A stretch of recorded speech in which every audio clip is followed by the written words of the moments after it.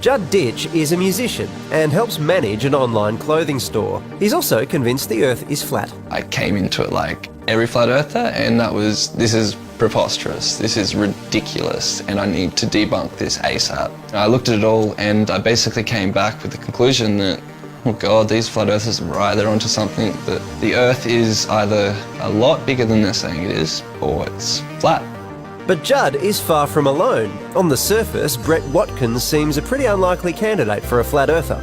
I do work for a major telecommunications company. I have been in that industry for 10 years now, and we do have to use satellite for transmission of data. I'm not saying that satellites don't exist. I think they do exist, but I don't think they exist how we're told. I found myself in a weird position on YouTube one night, watch video after video.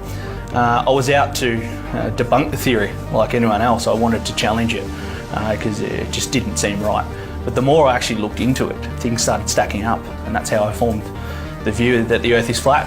Both Judd and Brent have assembled a vast array of information to support their flat view of the world.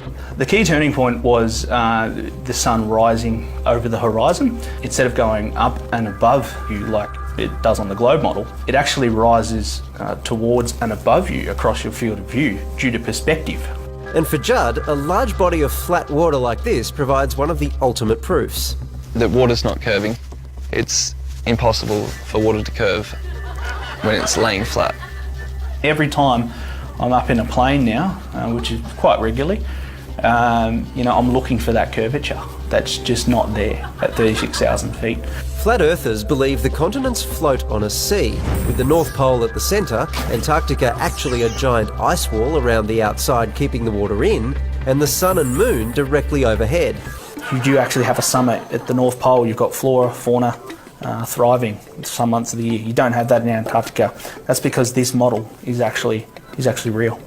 And for this to work, you have to buy into some fairly large conspiracy theories. The first obvious problem is that Antarctica is not what you thought. No one's allowed to go there. It's military, peaceful operations only.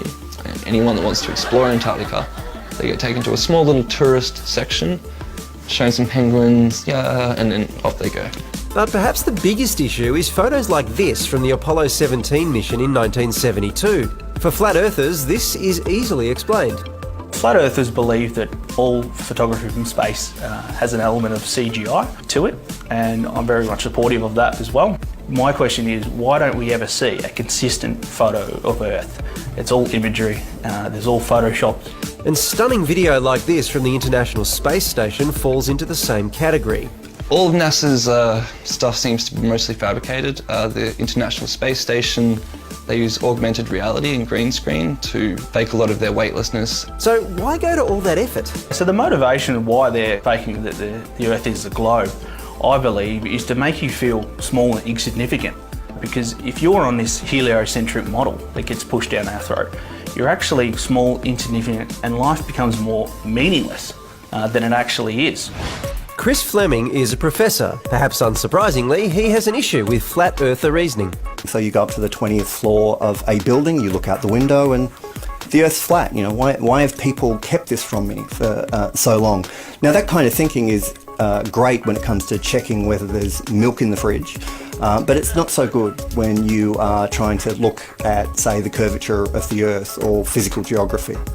And the project's resident space guy has clearly been bought out by big space. You can literally disprove it in half a dozen ways yourself. You don't need massive resources. You can just look and see the shadows change. You can talk to someone in a different time zone. It's bizarre. It is just really bizarre. The Flat Earth movement has received some celebrity endorsement from US rapper B.O.B, who started a fundraising campaign to launch his own satellite so he can see what's really out there. I will be raising funds to try every available experiment and test, including, but not limited to, weather balloons, drones, blimps even. I actually have donated to B.O.B's mission, and I'd be first in line for a ticket if private space exploration existed and we could actually go up to these heights and see for ourselves, but we can't. People are becoming less and less trusting of their government, and once you go flat, you don't go back. I've never met a flat earther that's gone back to the globe.